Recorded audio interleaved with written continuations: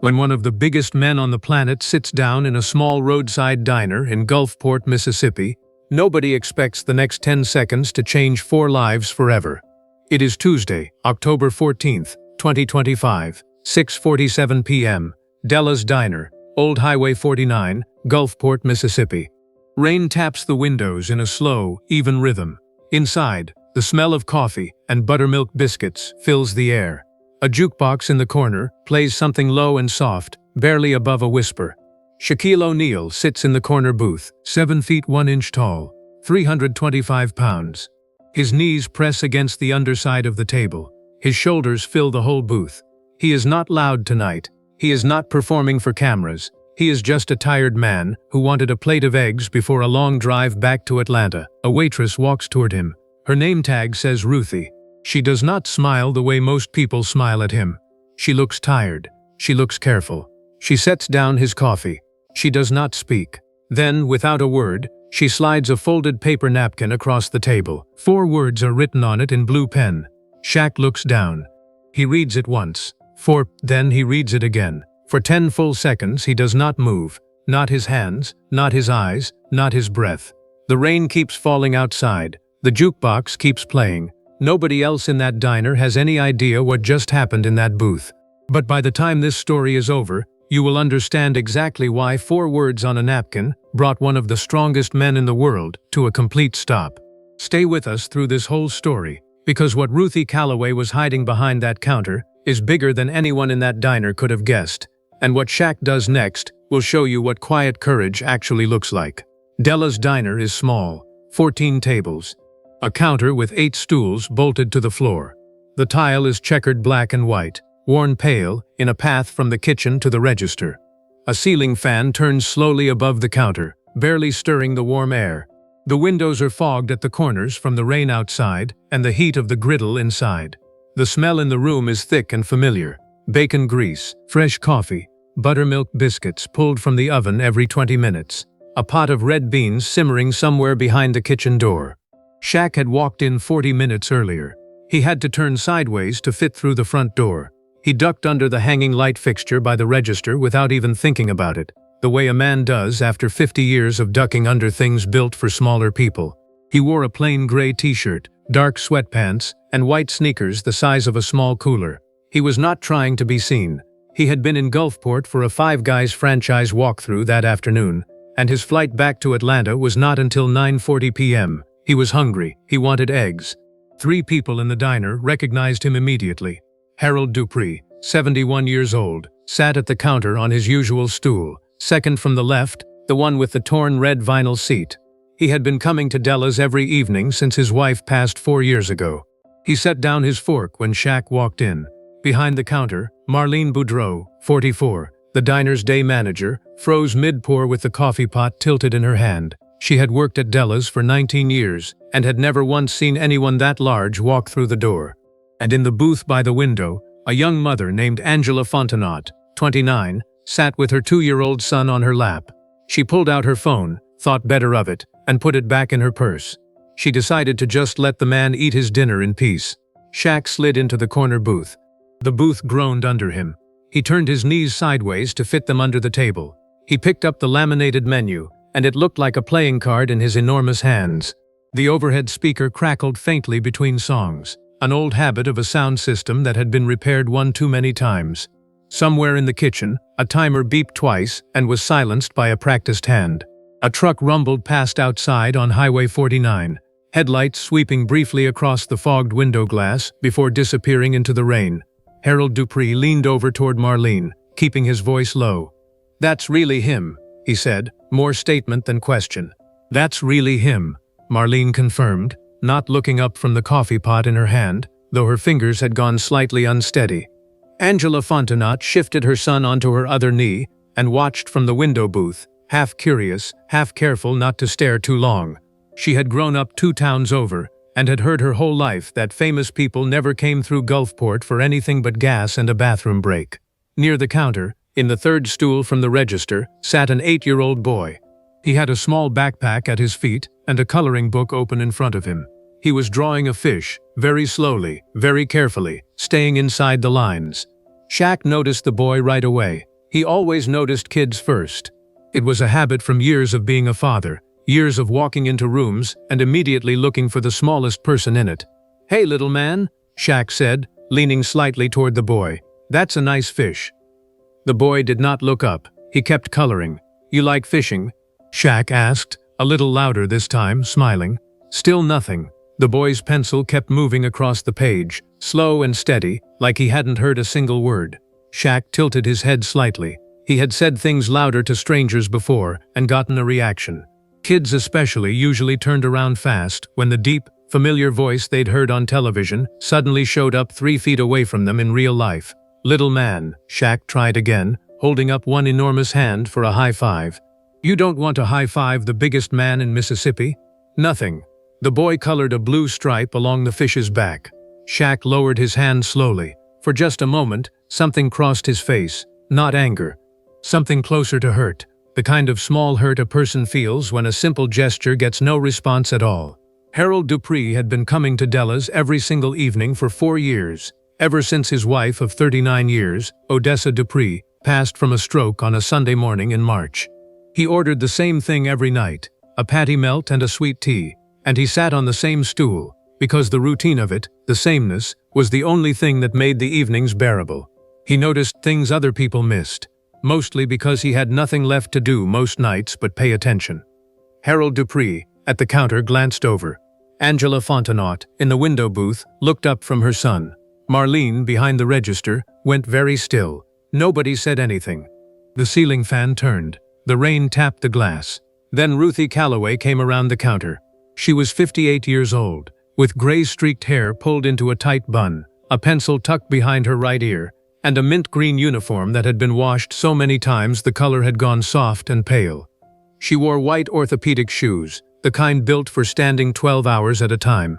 She did not smile at Shaq the way most people smiled at him. She walked with purpose, the kind of purpose that comes from 31 years of carrying hot plates across a slick tile floor without ever once dropping one. She set down a fresh cup of coffee in front of Shaq without asking if he wanted it. Then, without a word, she reached into her apron pocket, pulled out a small paper napkin, and set it down on the table. She had already written on it 4 words, in blue pen, small and neat. She slid it across the table toward him. Shaq looked down at it. The napkin read, "He can't hear you." Shaq read it once. Then he read it again, slower, like he needed to make sure the words hadn't rearranged themselves the first time. For 10 full seconds, Shaquille O'Neal did not move. His hands stayed flat on the table. His eyes stayed on those 4 words. The coffee steam rose between them and disappeared into the fluorescent light. 1 second. His jaw tightened almost imperceptibly. 2 seconds. His breath slowed, then stopped altogether for a moment before starting again, deeper than before. 3 seconds. His enormous shoulders, which had been slightly hunched forward over the menu, straightened, an inch at a time, the way a man's posture changes when the weight he's carrying suddenly shifts to a different place inside him. 4 seconds. 5. 6. The rain kept tapping the glass. 7 seconds. 8. 9 seconds. His eyes lifted, slowly, from the napkin to the small boy at the counter, still coloring, still calm, still completely unaware that anything unusual had happened at all. 10 seconds. Shaq exhaled, long and slow, the kind of breath a person releases after realizing they misjudged something in a way that actually mattered. Ruthie did not wait for a reaction.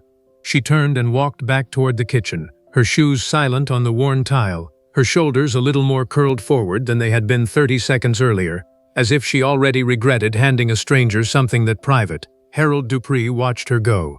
He had known Ruthie for 6 years. He had never once seen her write anything down for a customer. Shaq looked up from the napkin. He looked at the boy again. Really looked this time. The boy was still coloring the fish. His head was tilted slightly to the left, the way people tilt their heads when they are relying on one ear more than the other. His left ear was turned slightly away from the room, toward the wall, almost protectively. Shaq folded the napkin once, carefully, and set it beside his coffee cup. He did not eat for a long moment. He just sat there, looking at a small boy who had not ignored him at all. But to understand what happened next in that diner, you have to go back. You have to go back past the 4 championships, past the doctorate, past the sneaker deals and the broadcast booth and the 7-figure business empire. You have to go back to a boy who was once the one nobody understood either, just for a different reason. Shaquille Rashawn O'Neal was born on March 6, 1972, in Newark, New Jersey. His mother, Lucille O'Neal, was 19 years old when he was born. She raised him in a small apartment with thin walls and a radiator that clanked all winter long. Lucille worked long shifts to keep food on the table. She told her son something when he was young that he carried with him for the rest of his life. "You are not too much," she used to say. "The world is still catching up to you." When Shaq was young, his mother married Sergeant Philip Harrison, a career man in the United States Army. Sergeant Harrison did not raise Shaq with softness. He raised him with structure, discipline, and a code of honor that Shaq would repeat for the rest of his career, in locker rooms and boardrooms alike. "Being big means nothing," Sergeant Harrison told him more than once. "If you don't stand for something." Shaq was already 6 feet tall by the 8th grade. He did not fit at his desk. He did not fit in the back seat of the family car. He did not fit in doorways, in school uniforms, in the expectations other kids had for what a normal boy was supposed to look like. The family moved base to base: Newark, Germany, Fort Stewart, Georgia, San Antonio, Texas. Every new school meant new stares, new whispers, new kids who didn't know what to do with a boy who kept growing past every ceiling they had for him. He learned something in those years that never left him. He learned that being different does not mean being wrong. It means the world sometimes takes longer to catch up. And he learned that the way a person treats you when you are strange to them, when you don't fit the shape they expected, says everything about who that person really is. He carried that lesson through LSU, through the NBA, through Orlando and Los Angeles and Miami, through 4 championships and a doctorate in education earned at 50 years old, sitting in libraries next to 22-year-old graduate students who had no idea who he was until he raised his enormous hand to ask a question. He built an empire after basketball: Krispy Kreme franchises, Five Guys locations, car washes, real estate. But underneath all of it, he still remembered what it felt like to be the one who didn't fit, the one people misunderstood before they even said hello. By the time he reached the NBA, drafted first overall by the Orlando Magic in 1992, he had already learned to make peace with the stares. He learned it again in Los Angeles, winning 3 straight championships with the Lakers. He learned it once more in Miami, adding a 4th ring to a career that would eventually land him in the Basketball Hall of Fame. He learned, through every one of those years, that the applause and the stares were sometimes the exact same reaction, just pointed in different directions depending on the day. Long after his playing days ended, at 50 years old, sitting in a graduate seminar at a university library, working toward a doctorate in education, he sat among students less than half his age, who had no idea, at first, that the enormous man in the back row taking careful notes had once been the most dominant force professional basketball had ever seen. He liked it that way. He liked being unseen for a while, being just a student with a question to ask. Which is exactly why, sitting in that corner booth in Gulfport, Mississippi, staring down at 4 words on a paper napkin, something in his chest went completely still. Because he had just tried to reach a small boy the only way he knew how, with volume, with a big hand raised for a high five, with the kind of loud warmth that had worked on 1,000 children in 1,000 rooms. And for the first time in longer than he could remember, it hadn't worked at all. And now he understood why. To understand what Ruthie Calloway was protecting that evening, you have to understand who she was, and who she had already lost. Ruthie Mae Calloway, 58 years old. She had worked at Della's Diner for 31 years, since she was 27, since before the checkered floor tile had worn pale down the middle. She lived in a small rented house on Delmas Avenue, 4 blocks from the diner, close enough to walk when her old Buick wouldn't start. Her mornings began at 4:45 a.m. She would rise in the dark, put on a pot of coffee, wake her grandson Marcus gently by rubbing his shoulder because a loud alarm clock did him no good at all, and walk him through his morning routine before dropping him at his aunt's house for the school day. 3 years earlier, on a Sunday in June, Ruthie's only daughter, Denise Calloway, had died of complications from lupus. She was 31 years old. Marcus was 5. Ruthie did not hesitate. She took her grandson in that same week. She moved his small bed into the back room of her rented house, the room that used to hold her sewing machine and a stack of unused photo albums. 2 years ago, when Marcus was 6, a routine hearing screening at school flagged something. Follow-up testing at Keesler Medical Center in Biloxi confirmed it. Marcus had progressive sensorineural hearing loss in his left ear, moderate now, and likely to worsen over time without intervention. The specialist recommended hearing aids immediately, along with early enrollment in a specialized listening and language program through the Gulf Coast School for the Hard of Hearing, a program with limited seats and a strict enrollment deadline each fall. The hearing aids cost $2,400 for the pair. Ruthie's insurance, through the diner's small group plan, covered $540 of that. The Medicaid supplemental coverage Marcus qualified for after Denise's death covered another $180 once the paperwork cleared, which took 11 months. That left $1,180 that Ruthie Calloway did not have. She had been saving what she could in a coffee can she kept on the top shelf of her kitchen cabinet, behind the flour tin, where Marcus wouldn't see it and start feeling guilty. She had written on a strip of masking tape across the front of the can, in the same neat blue pen handwriting she used for everything, Marcus, Miracle Fund. By that Tuesday in October, the can held $612. The enrollment deadline for the Gulf Coast program's fall intake was that Friday, October 17th, 3 days away. Without the hearing aids fitted and verified before that date, Marcus would lose his seat in the program for an entire year. Ruthie had circled that date on the small paper calendar taped inside her kitchen cabinet, the same cabinet where the coffee can sat behind the flour tin. She had circled it in red pen, then gone back over the circle twice more, as if pressing harder into the paper might somehow make the money appear faster. She had already called her sister Odessa twice that week, hinting without quite asking, the way people do when pride and desperation are pulling in opposite directions at the same time. Odessa had her own bills.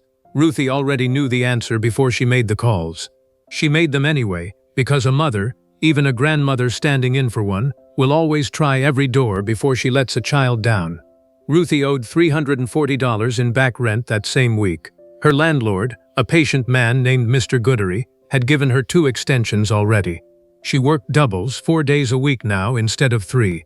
She was up by 4:45 a.m. and rarely home before 9 p.m. She hummed old gospel hymns under her breath while she refilled coffee cups, a habit from her own mother, a habit that helped her keep moving when her feet had gone past aching into something closer to numb. She kept a small photograph of Denise tucked into the front pocket of her apron, worn soft at the corners from being touched so many times. She never showed it to customers. She never talked about it. She simply carried it, the way some people carry a Bible verse, or a set of keys, or a promise. Ruthie's daily rhythm rarely varied. At 4:45 a.m., she rose in the dark and put the coffee on. At 5:10, she woke Marcus with a gentle hand on his shoulder. Never a loud voice, never a blaring alarm, because loud sounds sometimes made his left ear ring in a way that left him irritable for an hour afterward. At 5:35, she made him oatmeal with a spoonful of peanut butter stirred in, the way Denise used to make it. At 6 o'clock, she opened the diner, flipping the sign in the window from closed to open with the same 2 fingers she had used for 31 years. At 7:15, her sister Odessa arrived to walk Marcus to his aunt's house before school. And at some point most nights, usually around 8:50 or 9 p.m., Ruthie finally sat down on the edge of her own bed, still in her uniform, too tired to change out of it right away. She had picked up a 4th double shift that October, working Tuesday through Friday nights on top of her regular days, coming home so late that she sometimes fell asleep in the kitchen chair before she made it to her own bed. Her feet had swollen past the point where her orthopedic shoes still fit comfortably, and she had taken to soaking them in a plastic basin of warm water and Epsom salt before bed, a nightly ritual she never once complained about out loud. Denise had been the kind of daughter who noticed things. As a teenager, she used to sit at the counter after school doing her homework while her mother worked, and she would notice when a trucker looked too tired, when an old man's hands shook too much to hold his fork steady, when a stranger counted change twice before deciding what to order. She had grown into a woman who noticed the same things, and who had passed that same noticing on to her son without ever fully realizing it. Marcus had learned to read lips better than most adults realize is possible for an 8-year-old. He had learned to sit with his right ear turned toward whoever was speaking. He had learned, without anyone teaching him directly, how to disappear into a coloring book when a room got too loud and too confusing to follow. So when a very large stranger leaned toward him and spoke loudly from an angle slightly behind his weaker ear, Marcus did not ignore him out of rudeness. He simply did not hear him at all. Ruthie had watched the whole exchange from behind the counter. She had watched the big man's hand rise for a high five that never landed. She had watched the flicker of hurt cross his face, and more than anything, she had watched Marcus keep coloring, calm and unaware, the way he always was when the world moved past him without him noticing. She had made a decision in that moment, fast, the way she made most of her decisions, the way 31 years behind a counter teaches a person to move. She was not going to let a customer walk away thinking her grandson was rude. Not even a customer this large, this famous, this unlikely to ever come back through that door again. She grabbed a napkin from the dispenser by the register. She uncapped the blue pen she kept clipped to her apron, and she wrote 4 words, fast, before she could think better of it. Now you understand what that napkin cost her. Not in money, in courage. Because in 31 years, Ruthie Calloway had never once written a personal note to a stranger in that diner. She had learned a long time ago that the less attention you drew to your family's private business, the safer that business stayed. But something about the hurt on that big man's face made her break her own rule. Shaq did not know any of this yet. All he knew was 4 words on a napkin, and a small boy who had never once been rude to him at all. But something else was happening at that exact moment, something Shaq did not know, and something Ruthie could never have guessed. Shaq's assistant, Dana Whitfield, 34 years old, had been sitting 2 booths back with her laptop open, finishing an email about the Five Guys franchise numbers from that afternoon's walkthrough. She had noticed the napkin exchange too. She noticed everything. It was her job. Dana had worked for Shaq for 6 years. She had learned that when he went quiet like this, when his big shoulders dropped an inch and his eyes stayed fixed on something small, it usually meant he was about to ask her to look into something. She was right. Dana, Shaq said quietly, not looking up from the napkin. Can you find out about this diner? Who owns it? How long it's been open? Anything. Dana nodded and pulled her laptop closer. It was a strange request, but she had learned not to question the strange requests. The strange requests were usually the ones that mattered most. Dana packed up her laptop, thanked the waitress who had refilled her water twice without being asked, and walked out to the SUV parked under the awning. Rain had started again, light and steady, tapping the windshield in a rhythm that matched her own quickening pulse. She had learned over 6 years that Shaq's instincts, the ones that came from nowhere and asked for nothing but a name and a building, were rarely wrong. She started with something simple, a property record search on her phone, cross-referenced with the diner's business license, which was framed and hanging crooked by the front register, the way it had been for as long as Marlene could remember. What Dana found in the next 15 minutes would connect every piece of this story together. The diner's building, it turned out, had been in financial trouble 2 years earlier. County records showed a mortgage default notice filed in March of 2023, followed 3 months later by a satisfaction of mortgage, paid in full, through a limited liability company registered in Delaware. The LLC's name was Sunrise Coastal Holdings. Dana recognized that name immediately. It was one of 6 shell companies Shaq's foundation used for anonymous property rescues, a program his team had quietly run for nearly a decade, buying out struggling small businesses' debts before banks could foreclose, asking for nothing in return, never attaching Shaq's name to any of it publicly. 2 years earlier, without knowing it, without ever meeting Ruthie Calloway or her daughter or her grandson, Shaq's foundation had quietly saved this very diner from closing. Dana scrolled back further, into the archived case files her team kept for every property the foundation had quietly rescued. There were photographs attached from the original site visit, taken by a contractor 2 years earlier. One of them showed the diner's front counter, the same counter Ruthie stood behind right now, the same cracked red vinyl stool where Harold Dupree sat every evening. Dana had walked past all of it 20 minutes ago, without knowing what she was looking at. Dana leaned closer to her screen. There was one more file attached to the county record, a scanned letter that had been included in the original foundation application from the diner's then manager, a letter explaining why the business needed help. Dana opened it. She read the first line. Then she stopped breathing for a second. The letter was signed by a woman named Denise Calloway, describing her mother's 30 years of service to the diner, describing a young son at home, describing a family that could not survive losing the only steady income they had. Denise had written that letter 4 months before she died. She had never known if anyone read it. She had never known her request was granted. She had passed away before the mortgage was ever satisfied, before she ever learned that a stranger's foundation had quietly saved the place where her mother had worked her entire adult life. The letter itself was 2 pages, written in careful cursive that slanted slightly to the right. The handwriting of someone who had learned penmanship the old way, in a classroom with a chalkboard and a teacher who cared about the shape of every letter. Denise had described her mother's 30 years behind that counter without once asking for pity, only for a chance, describing Ruthie as a woman who had never once called in sick, never once complained about a double shift, never once put herself before anyone else who walked through that door. Near the bottom of the second page, in a line Dana read twice before showing it to Shaq, Denise had written that she was not asking for herself. She had written that whatever happened to her, she needed to know her mother would still have a place to stand. Dana sat frozen for a moment, staring at the screen, and then she did something she almost never did during a work trip. She stood up from her booth and walked over to Shaq's table without waiting to be asked. "Shaq," she said quietly, sliding into the booth across from him. "I need to show you something." She turned her laptop screen toward him. Shaq read the letter slowly. His lips moved slightly with the words, the way a person reads something they cannot quite believe. He got to the signature at the bottom, Denise Calloway. He looked up. He looked toward the counter, toward Ruthie, who was refilling Harold Dupree's coffee without looking over at them. "The waitress," Shaq said slowly. "What's her last name?" Dana checked the employee's schedule taped by the register, visible from where she sat. "Calloway," she said. "Ruthie Calloway." Shaq sat very still. His hand came up slowly and pressed flat against his chest, right over his heart, the way a person presses a hand against something that has just started to ache in a way they don't have words for yet. He looked down at the printed page again, then back up at Dana, then out through the diner window toward the parking lot where rain still fell in slow, steady sheets under the single working streetlight.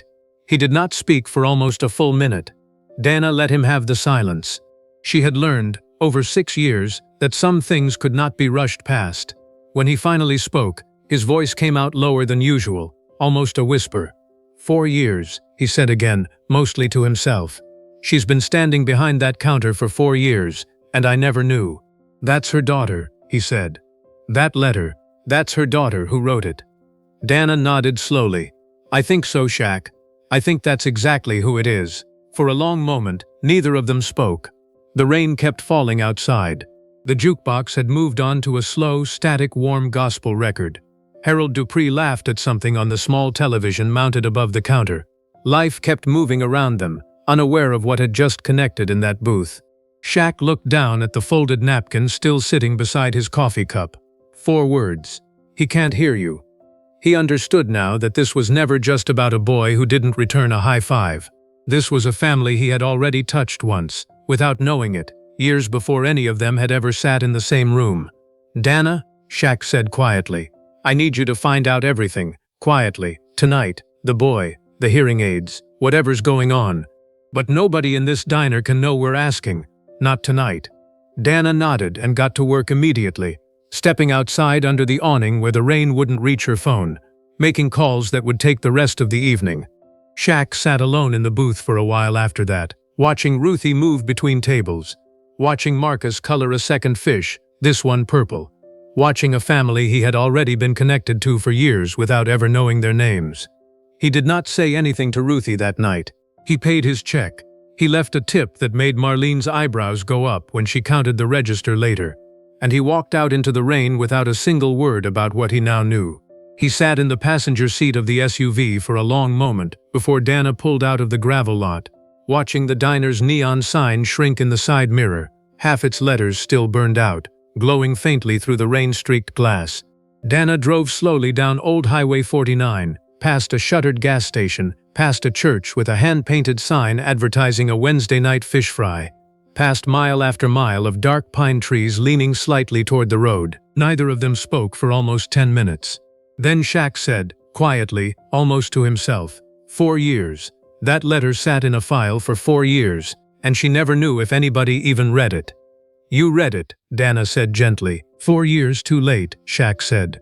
Maybe, Dana said. Or maybe it just took 4 years to reach exactly who needed to read it, right when they needed to read it most. Shaq didn't answer.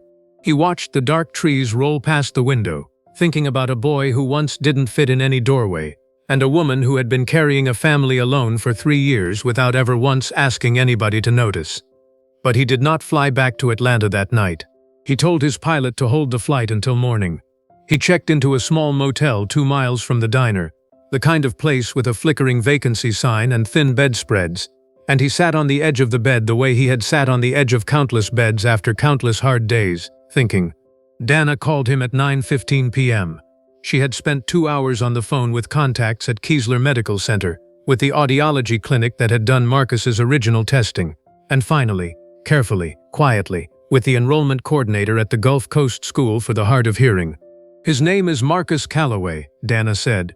He's 8, moderate hearing loss in his left ear, been getting worse over the last year. He needs hearing aids fitted and verified by Friday, or he loses his enrollment spot in a specialized program for a full year. His grandmother's been trying to raise $1,680. Shaq closed his eyes. 3 days, he said quietly. 3 days, Dana confirmed. Set it up, Shaq said, quietly. Through the foundation, not through me directly. I don't want her feeling like she owes anybody anything. I don't want cameras. I don't want a headline. I just want that boy to be able to hear his grandmother by Friday. Understood, Dana said. But Shaq was not finished. He sat quietly for another moment, and then he said something Dana had not expected. I want to go back tomorrow, he said. Not to fix it from a distance. I want to sit with her. I want her to hear it from me, face to face, before the paperwork ever moves. Dana understood. She had worked for him long enough to know that this was never about writing a check from a hotel room. This was about looking a person in the eyes and letting them know they had been seen. After Dana left the room, Shaq sat alone for a while on the edge of the motel bed, the television off, the only light coming from the parking lot sign outside the thin curtains. He picked up his phone and, without quite deciding to, called his mother. Lucille O'Neill picked up on the third ring, her voice warm and a little sleepy. Baby, she said. It's late. Everything all right? Everything's fine, Mama, Shaq said. I just wanted to tell you about something that happened tonight. He told her about the diner, about the napkin, about the letter Dana had found, about a young mother who had died 4 years earlier asking for help she never knew arrived. Lucille was quiet on the other end for a long moment, the kind of quiet that meant she was listening with her whole chest, not just her ears. That grandmother sounds like she's been holding up the whole sky by herself, Lucille said finally. She has, Shaq said quietly. Then you go back tomorrow, Lucille said, and you let her know somebody finally noticed how heavy that sky's been. Not with a big show. Just with your eyes, baby. People always know the difference between somebody looking at them and somebody looking past them. Shaq closed his eyes and let his mother's voice settle over him the way it had settled over him his whole life, steady, certain, arriving exactly when he needed it. You are not too much, she used to tell him when he was young and towering over every classroom he ever sat in. The world is still catching up to you. He thought about Marcus now, about a boy who was not too much either, just a little quieter than the world expected him to be. The next morning, Wednesday, October 15th, 6:15 a.m., the rain had cleared. A thin gray light sat over Old Highway 49. The diner's neon sign, half its letters burned out for years, buzzed faintly against the pale sky. Ruthie was already inside, apron tied, coffee brewing, the smell of biscuits just beginning to rise from the oven. Marcus sat in his usual stool, coloring book open, backpack at his feet, waiting for his aunt to arrive and take him to school. The diner was mostly empty at that hour, just Harold Dupree's usual stool sitting empty until evening, and one early trucker finishing a plate of grits by the window, his rig idling out in the lot with its headlights still cutting through the thinning morning fog. The radio behind the counter played low gospel static, the same station Ruthie always kept it tuned to before the breakfast rush filled the room with noise of its own. Marcus hummed quietly to himself while he colored, a tune Ruthie recognized from Sunday service, though he couldn't have known the words yet, just the shape of the melody, carried in the part of his hearing that still worked. Shaq walked in at 6:40 a.m. He wore a dark button-down shirt this time, sleeves rolled to his forearms. He was not trying to hide who he was anymore. He walked straight past the counter, past Harold Dupree's usual stool, and stopped in front of Ruthie. Ruthie looked up from the coffee pot. Her face did something complicated, surprise sliding quickly into caution. Customers did not usually come back the very next morning looking for her specifically. "Can I talk to you for a minute?" Shaq said quietly. "Somewhere quiet, if you have a minute." Ruthie's eyes flicked toward Marcus, then back to Shaq. "I'm working," she said carefully. "I can't really." "5 minutes," Shaq said. "That's all I'm asking." Marlene, overhearing from behind the register, nodded toward the back storage room. "Go on, Ruthie," she said. "I've got the floor." Ruthie hesitated one more second, then untied her apron string just slightly, the habit of a woman who never fully stops working even when she agrees to a break. She led Shaq through the swinging kitchen door, past the grill where a young cook named Terrell, 22 years old, flipped pancakes without looking up at first, then looked up fast when he registered exactly whose shadow had just crossed the doorway. Terrell's spatula froze mid-air for a second before he caught himself and went back to the pancakes, though his eyes kept darting sideways toward the storage room door for the next several minutes. He had grown up watching Shaq's old championship highlights on a cracked phone screen during breaks, and some small part of him could not quite believe the man was standing 8 feet away in the same cramped kitchen where Terrell burned toast most mornings. Into the small storage room lined with cases of canned tomatoes and paper napkins, Shaq followed her. The room was narrow. A single bare bulb hung from the ceiling. Boxes were stacked along one wall, and a folding metal chair sat in the corner, clearly Ruthie's break spot, the seat worn smooth from years of 5-minute rests. Shaq had to bend slightly to fit under the low ceiling. He stood near the door, not crowding her, keeping his enormous frame as small and unthreatening as he could make it. "I'm not here to complain about yesterday," he said gently. "I want to start with that." Ruthie's arms crossed instinctively over her chest. "Okay," she said slowly. "That napkin you gave me," Shaq said. 4 words. "I've been thinking about them ever since." Ruthie's jaw tightened slightly. "I probably shouldn't have written anything," she said. "It wasn't my business to explain my grandson to a stranger." "No," Shaq said quickly. "You were protecting him. That's exactly what you should have done." Ruthie's arms loosened just slightly. She studied his face, trying to read what kind of conversation this actually was. "My assistant did some digging last night," Shaq continued carefully.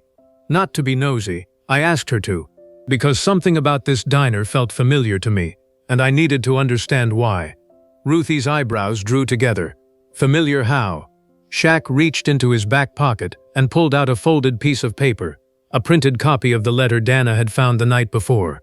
He held it out to her. Ruthie took it slowly.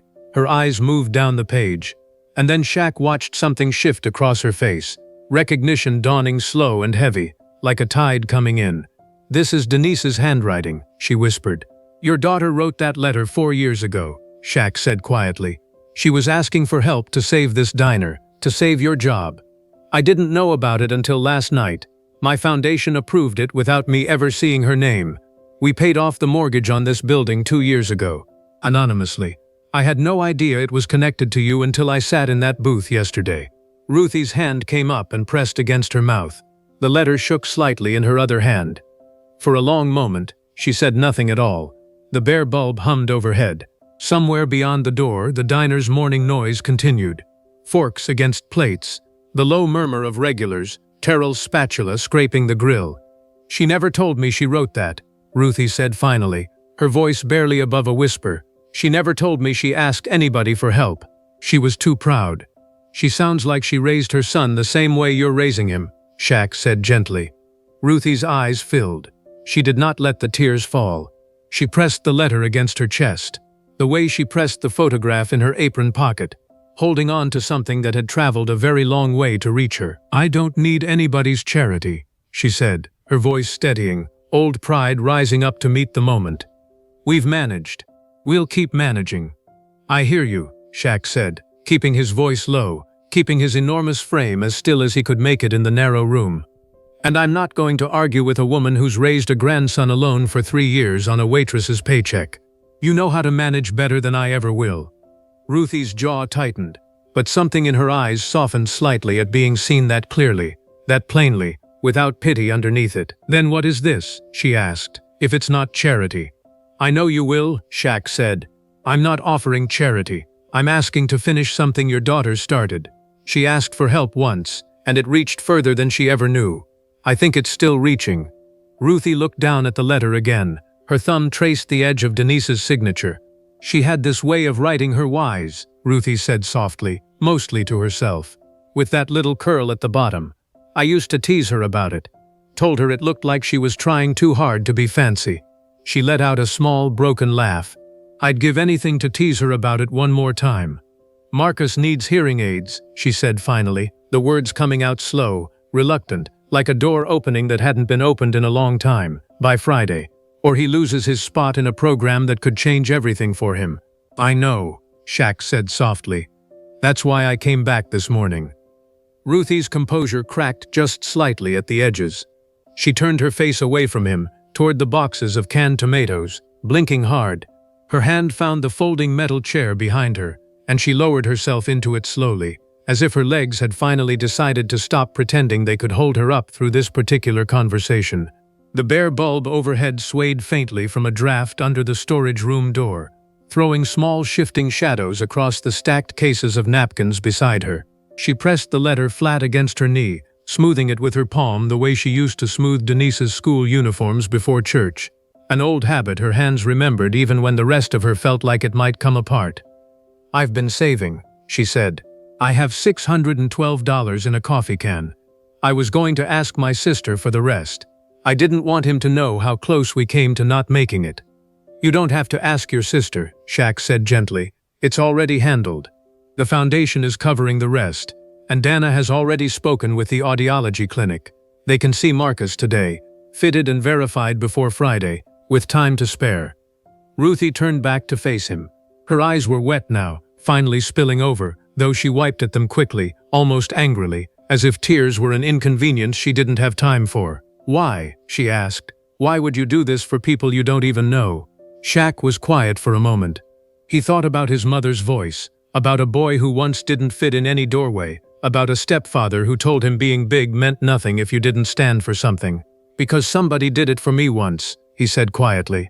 A long time ago, when I was young and didn't fit anywhere, somebody looked past how big and strange I seemed and just saw a kid who needed somebody to believe in him. I've spent my whole life trying to be that somebody for somebody else. Ruthie pressed the letter against her chest again. Her shoulders, which had been braced and squared for 31 years, finally dropped an inch. She would have loved this, Ruthie whispered. She would have loved knowing her letter went somewhere. She always believed things like that mattered, even when nobody could see it happening. It mattered, Shaq said. It's still mattering. Right now, in this room. Outside the storage room door, the diner kept humming with its ordinary Wednesday morning noise, completely unaware that inside a narrow room lined with canned tomatoes, 4 years of quiet grief and quiet hope had just found each other. The drive to Biloxi took 34 minutes in Ruthie's old Buick. The radio off. The windows cracked slightly to let out the smell of the diner still clinging to her uniform. Marcus sat in the back seat, his backpack on his lap, quiet in the particular way he got quiet before doctor visits, watching the pine trees blur past the window. You nervous, baby? Ruthie asked, glancing at him in the rearview mirror. A little, Marcus admitted. What if it doesn't work? It's going to work, Ruthie said, though her own hands were tight on the steering wheel the whole drive.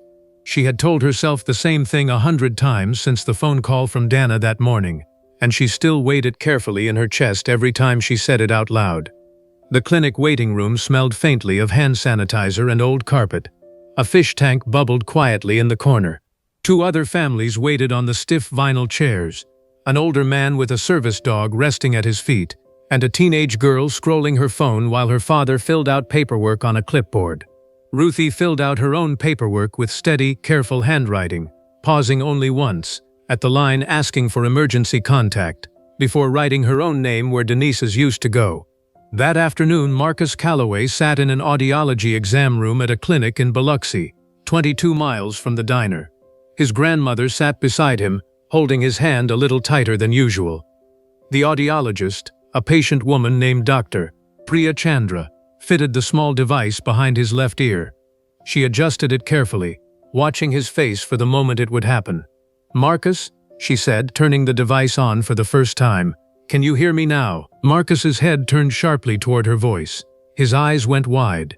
You sound close, he said, startled. You sound like you're right next to me. I am right next to you, Dr. Chandra said, smiling.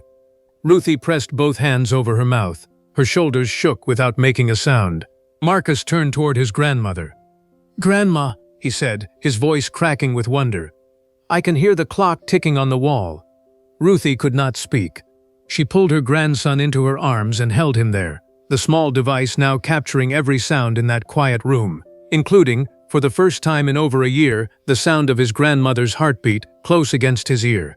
Nobody spoke for almost a full minute. "Doctor." Chandra stepped back and let the moment stay exactly as full as it was. Ruthie drove them straight back to the diner afterward, since her shift wasn't set to start for another hour. But she wanted, more than anything, to sit in a familiar booth and let the news settle before the evening rush began.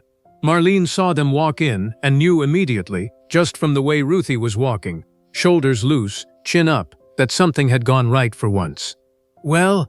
Marlene asked, already coming around the counter.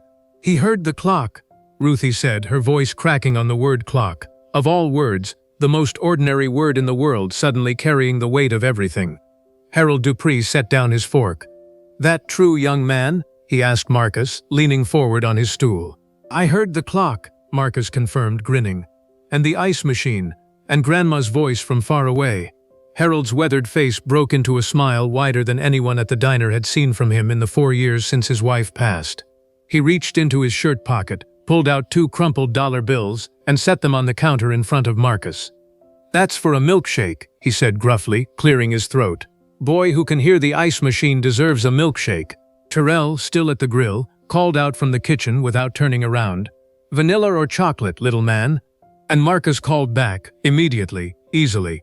"Chocolate," in a voice that carried clear across the room, unafraid, for the first time in longer than anyone could remember, of not being heard.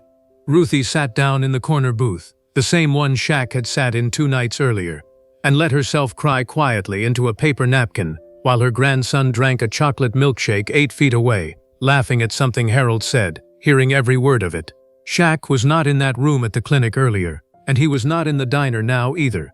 He had insisted on staying away, had told Dana this moment belonged to Ruthie and Marcus alone, not to cameras, not to foundations, not even to him. But he called Dana 40 minutes later, sitting in his motel room, waiting. "How did it go?" he asked. Dana's voice caught slightly. "He heard a clock ticking, Shaq. He heard his grandmother's heartbeat. I wasn't even in the room and I'm still shaking." Shaq closed his eyes and sat with that for a long moment, saying nothing at all. The following Monday, Marcus walked into his 3rd grade classroom at Gulfport Elementary wearing his new hearing aids for the first time in front of his classmates. His teacher, Mrs. Denise Fairley, no relation, had been briefed quietly by Ruthie the week before, and she had prepared the class with a short, gentle conversation about how everybody's ears work a little differently. When the morning bell rang, Marcus flinched slightly, then smiled, wide and sudden, in a way his classmates had never quite seen from him before. "It's loud," he said, laughing. "I didn't know the bell was that loud." Mrs. Fairley knelt beside his desk. "Good loud or bad loud?" she asked. "Good loud," Marcus said. "Really good loud." By the end of that week, his teacher sent home a note in his backpack, which Ruthie read standing at her kitchen counter with her coat still on, groceries still in the bag on the floor beside her. The note said simply that Marcus had raised his hand to answer a question in class for the first time all year, and had gotten the answer right. Ruthie folded the note carefully and placed it in the drawer beside Denise's photograph, another small piece of proof that something had shifted, quietly, permanently, in the direction of her grandson's life. But here is where it gets even more incredible. 3 days later, on Friday, October 17th, the same day Marcus officially secured his seat in the Gulf Coast program, something else surfaced that nobody had been looking for. While finalizing the enrollment paperwork, Dana had reached out to the diner's insurance provider to confirm coverage details for Marcus going forward. In doing so, she ended up on the phone with the diner's bookkeeper, a soft-spoken woman named Yvette Prigene, who had handled Della's finances part-time for 11 years. "So the enrollment paperwork looks good on our end," Yvette said over the phone, papers rustling in the background. "I just need one more signature line filled in for the insurance rider, and then Marcus is all set." "Perfect," Dana said, making a note. "I really appreciate you turning this around so fast." "It's the least I can do," Yvette said. "That family's been through enough. Ruthie's one of the good ones." During that call, almost as an afterthought, Yvette mentioned something strange. She said she'd always been puzzled by a recurring adjustment in the register records, a small cash shortfall that appeared almost every week, sometimes $5, sometimes $12, sometimes $20. I always figured it was just till errors, Yvette said, until I noticed it only ever happened on Ruthie's shifts, and only ever on nights when a certain kind of customer came through. Dana asked what she meant. Yvette explained. Truckers, mostly. Men and women who pulled off Highway 49 exhausted, sometimes short on cash after a bad run, sometimes ordering less than they needed because they didn't have enough to cover a full plate. And more than once, according to the diner's old surveillance footage that Yvette had reviewed years ago, out of simple curiosity, Ruthie would quietly slide a few extra bills from her own tip jar into the register to cover the difference before anyone noticed. She had been doing it for years, quietly, never once mentioning it, never once asking for recognition. A woman who could barely scrape together $1,600 for her own grandson's hearing aids had been feeding strangers out of her own pocket for over a decade. One of those old surveillance clips still existed on an archived hard drive in the diner's back office, dated from a night in February, 3 years earlier. Yvette had pulled it up once out of curiosity and never forgotten what she saw. A trucker named Curtis Boykins, gaunt and unshaven, had come in near midnight, sat at the counter, and ordered black coffee and nothing else. Ruthie had watched him from across the room the way she watched everyone, quietly, carefully, cataloging the small signs most people missed. He kept checking a folded receipt in his shirt pocket. He kept doing math on a napkin with a stub of pencil. He ordered nothing more, even when his stomach audibly growled. Ruthie had walked over, refilled his coffee without asking, and set down a full plate of eggs, bacon, and grits beside it. Kitchen made an extra plate by mistake, she told him. Be ashamed to let it go to waste. Curtis had looked up at her, confusion crossing his tired face. I didn't order this, ma'am. I know, Ruthie said simply. Eat up before it gets cold. He ate every bite. When he tried to pay for it before he left, Marlene, at the register, told him it was already taken care of. He never knew that Ruthie had quietly slipped $11 from her own tip jar into the drawer before he'd even finished his coffee. That was not the only night like it. There had been dozens over the years, maybe more, truckers and travelers, and once, memorably, a young couple whose car had broken down outside on the highway shoulder during a Christmas Eve ice storm, sitting in the diner with nowhere else to go and barely enough cash for gas, let alone a meal. Ruthie never called it charity. She never called it anything at all. She simply did it, the way she hummed her hymns, the way she checked twice that Marcus had his backpack before school, quietly, automatically, without expecting a single soul to notice. Marlene, watching the old footage again with Dana that October, wiped her eyes with the back of her wrist and said quietly, I worked beside that woman for 19 years and I never once knew the half of what she was carrying, or the half of what she was giving away while she carried it. Dana closed the laptop gently. That's kind of the whole point, isn't it? She said. The people who give the most are usually the last ones anybody thinks to check on. Dana relayed this to Shaq that evening. He sat very still when he heard it, the same stillness that had come over him 2 days earlier in that corner booth. She never told anybody, Dana said quietly. Yvette said she confronted her about it once, years ago, and Ruthie just said, everybody's carrying something.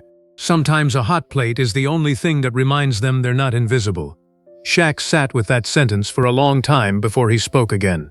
That's the same woman who almost couldn't find $1,600 for her own grandson, he said quietly. And she's been quietly feeding strangers the whole time. That's exactly who she is, Dana said. Shaq made a decision that night. Not a public one. Not one that would ever require a press release or a photograph. He asked Dana to set up a modest, permanent fund at Della's Diner. One that would quietly cover meals for anyone who came through short on cash, replenished automatically, administered by Marlene, invisible to anyone who didn't already know it existed. They named it, at Ruthie's insistence when she finally learned about it weeks later, not after Shaq, and not after herself.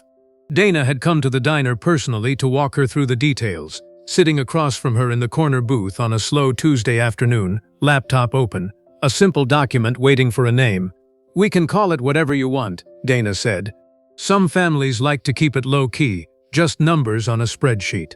Some like a name on the paperwork. It's entirely up to you. Ruthie was quiet for a long moment, turning her coffee cup slowly on its saucer, the way she did when she was thinking something through carefully before letting it out into the room. Not Shaq's name, she said finally. He wouldn't want that anyway, would he? No, Dana agreed. He specifically asked that it not carry his name. And not mine either, Ruthie said. I didn't do this, I just worked here. It was always going to be somebody, eventually. It just happened to be me. Call it Denise's table, she said. If people are going to eat because somebody cared, let it carry my daughter's name. Dana typed the name into the document without another word, and something in Ruthie's shoulders eased slightly as she watched the letters appear on the screen, as if a small, permanent piece of her daughter had just been given a place to stand for good. And that is exactly what it became. Word does not travel loudly in a town like Gulfport. It travels slowly, kitchen to kitchen, porch to porch, church pew to church pew. But it travels. 3 weeks later, Angela Fontenot, the young mother who had been sitting in the window booth that October evening, posted a short video to her Facebook page. She had recognized Shaq's SUV parked outside the diner one morning in November and, out of simple curiosity, asked Marlene what had been going on lately. Angela had come back to the diner 3 more times since that rainy Tuesday, mostly out of habit, partly because something about the place had started to feel different to her, warmer somehow, though she couldn't have explained exactly why. On her 3rd visit, she noticed the small brass plaque for the first time, tucked near the register where she'd never bothered to look before. She asked Marlene about it, expecting a short answer. She got a 20-minute one instead, delivered in Marlene's unhurried Gulf Coast drawl, complete with the napkin, the letter, the coffee can labeled in blue pen, and a grandson who could finally hear a clock ticking on a wall. Angela sat in her car in the gravel lot afterward for almost 10 minutes before she started the engine. Then she opened her phone, propped it against the steering wheel, and recorded 4 short paragraphs in a single unedited take, her toddler asleep in his car seat in the back. Marlene, never one to keep a good story to herself for long, told her everything: the napkin, the letter, the hearing aids, Denise's table. Angela's post was simple. No dramatic music, no editing, just a photograph of the small brass plaque now mounted near the register, reading Denise's table, and 4 paragraphs describing what had happened at a diner most people outside Gulfport had never heard of. By the next morning, the post had 40,000 shares. By that weekend, it had crossed 2.1 million views. The comment section filled with strangers tagging strangers, people from Ohio and Oregon and Ontario writing things like, "I needed this today and I'm crying at my desk at work right now." One comment, from a woman in Tupelo, read simply, "This is why I still believe in people," and it collected over 30,000 likes on its own within a week. Local news picked it up first, a small segment on WLOX out of Biloxi. Then regional news followed. Then, within 10 days, a national morning show sent a small crew down to interview Marlene, who insisted, repeatedly on camera, that the real story belonged to Ruthie, not to her. The morning show producer had asked, off camera, if Shaq would consider a sit-down interview about the foundation's work. Dana relayed the request. Shaq declined, without much thought. "Let the diner keep the story," he told her. "It was never mine to begin with." By the following spring, the diner itself had become something of a quiet pilgrimage site, though never a loud one. People drove out of their way along Highway 49 just to order a plate at the counter, to see the small brass plaque near the register, to leave their own $5 or $10 in the jar beside it without ever being asked. Marlene kept a simple ledger of the fund's balance taped inside the kitchen door, updated by hand, never posted online, never turned into a fundraising campaign. It simply stayed exactly what it had always been: quiet, steady, and enough. A family from 3 states away once drove 6 hours out of their way on a road trip just to sit in the corner booth, a mother and her 2 teenage sons, all 3 of them ordering the same patty melt Harold always ordered, without quite knowing why it felt important to do that.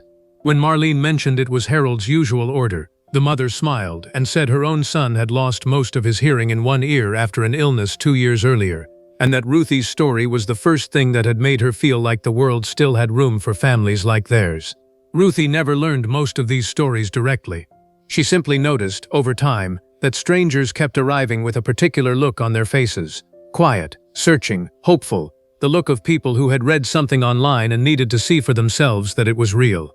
She always treated them exactly the way she treated everyone else, with a fresh cup of coffee and a menu, and let the rest take care of itself. Ruthie declined every interview request. She kept working her shifts. She kept humming her hymns while refilling coffee cups. The only thing that had changed, regulars noticed, was that Marcus now sat at the counter wearing two small, nearly invisible devices behind his ears, laughing at something Harold Dupree said from two stools away, turning his head easily toward whichever direction a voice came from. But the ripple did not stop there. Within a month, 7 other families from along the Mississippi Gulf Coast came forward publicly, describing quiet help they had received from Sunrise Coastal Holdings over the years without ever knowing the source. A shrimp boat captain in Biloxi whose engine repairs had been mysteriously covered after a hurricane. A single father in Pascagoula whose daughter's medical bills had vanished from his mailbox with a note reading "only paid in full." A church food pantry in Long Beach that had received an anonymous annual donation for 6 straight years. There was Odell Ruffin, 63, the shrimp boat captain from Biloxi, who wrote a long comment describing the morning after hurricane season damage in 2021 when he'd found a cashier's check in his mailbox covering the full cost of 2 new engines, with no return address and no explanation attached.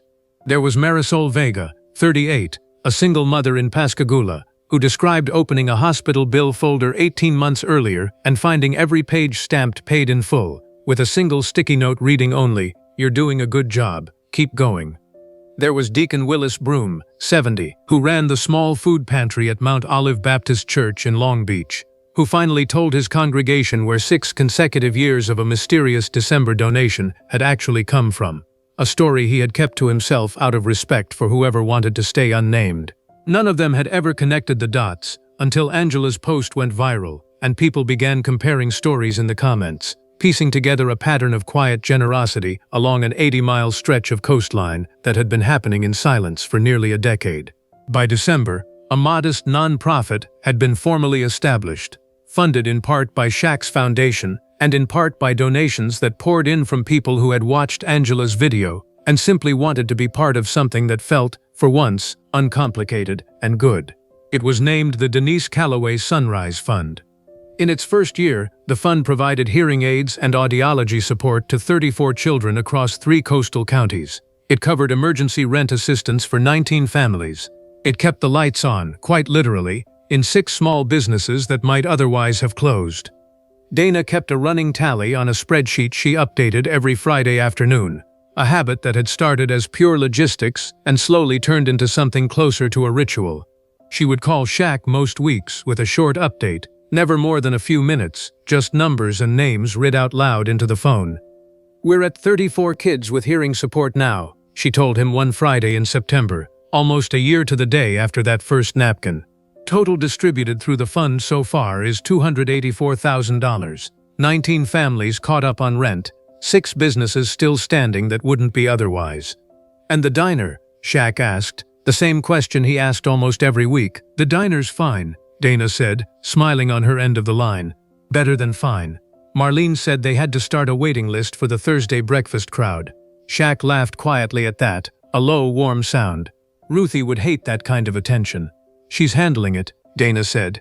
"Mostly by pretending it isn't happening and refilling coffee cups like nothing's changed." That, more than any spreadsheet total, told him everything he needed to know. When the national morning show segment finally aired, the producers had asked Ruthie, gently, on camera, what she wanted people watching at home to take from her story. She had thought about it for a long moment, wiping her hands on her apron out of habit, before answering. "I don't think I did anything special," she said quietly into the microphone. "I just tried to treat people the way I'd want somebody to treat my own child if I wasn't there to do it myself. That's all. That's really all it ever was." The clip of that single sentence was shared, on its own, separate from the rest of the segment, more than 800,000 times in its first week. People stitched it onto their own videos, wrote it on classroom whiteboards, printed it onto small cards left in tip jars at diners in towns Ruthie had never even heard of. A retired schoolteacher in Ohio started a small local version of Denise's table at her own neighborhood diner, funding it herself with $50 a month from her pension. A group of high schoolers in Sacramento organized a coin drive after watching the clip in a homeroom advisory period, raising $1,200 for a local family facing a similar hearing aid deadline. None of it was coordinated. None of it asked for credit. It simply spread, the way Ruthie's own quiet kindness had spread for a decade before anyone ever noticed it. Dana kept a folder of these smaller ripple stories, not for any report, just because she liked reading them on slow afternoons, proof that one napkin, 4 words, and 10 seconds of stillness had reached further than any of them could have imagined that rainy Tuesday in October. One story stayed with her longer than the rest. A waitress in Tulsa, Oklahoma, 26 years old, wrote into a local news station after seeing Ruthie's clip, describing a regular customer of her own, an elderly man who always ordered the cheapest thing on the menu and always counted his change twice before leaving. She said she'd started quietly covering the difference herself, the way Ruthie had, without ever telling him, and that watching Ruthie's story had given her the courage to keep doing it, even on weeks when her own tips were thin. "I used to think nobody would notice if I did something small like that," the young waitress wrote. "Now I think maybe that's exactly the point. Nobody's supposed to notice. That's what makes it real." None of it carried Shaq's name on a single plaque. He made sure of that. 1 year later, on a warm Thursday afternoon in October of 2026, Shaq pulled his SUV into the gravel lot outside Della's diner. The neon sign had been repaired. All its letters worked now, buzzing bright red against a soft blue evening sky. Inside, the smell was the same: bacon grease, fresh coffee, buttermilk biscuits pulled from the oven every 20 minutes. The ceiling fan still turned slowly above the counter. Marcus sat at the counter, 9 years old now, doing homework instead of coloring, his hearing aids barely visible beneath a mop of dark curls. He looked up when the bell above the door rang, and this time he heard it immediately. "Shaq," he called out, waving. "Hey, little man," Shaq said, smiling, ducking under the doorway out of long habit. "How's the fishing drawings coming?" "I don't draw fish anymore," Marcus said proudly. "I draw basketball players now." Ruthie came around the counter, wiping her hands on her apron, the same mint green fabric, softer now, washed even more times than before.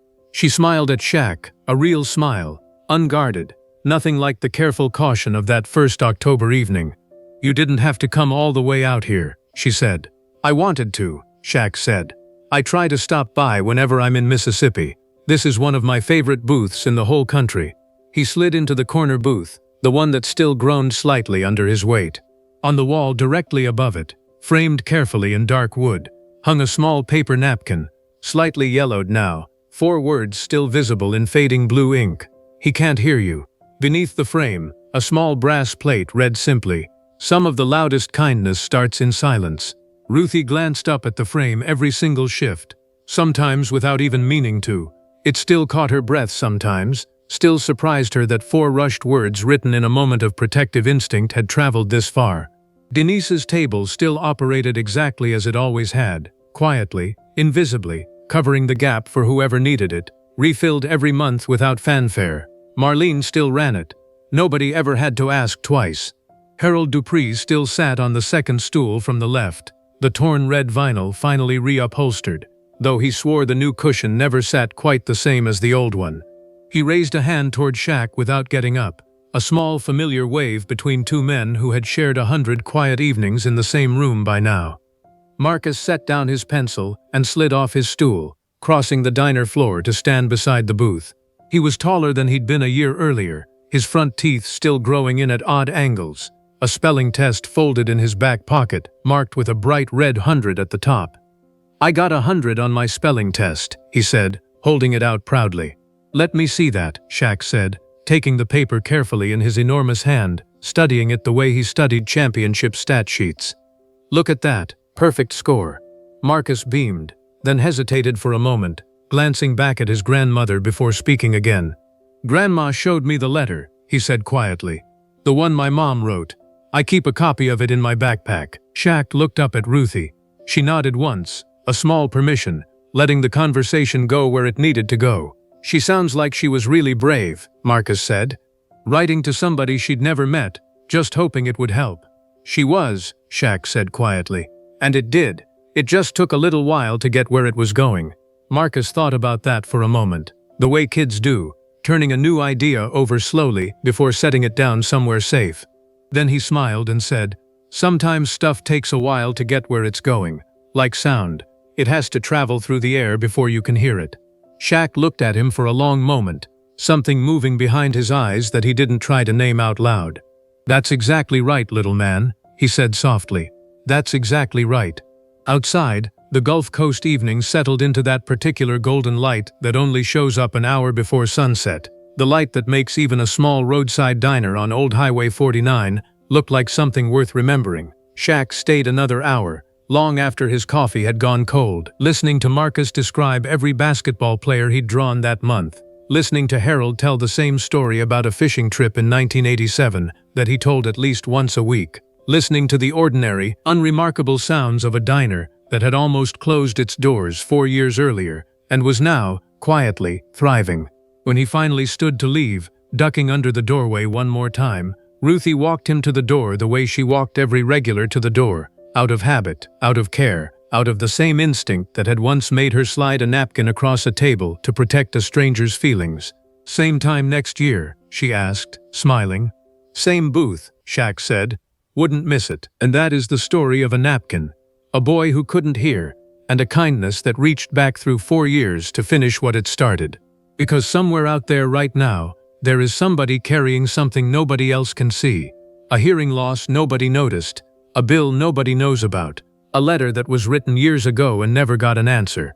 And this story is a reminder that kindness does not always announce itself loudly.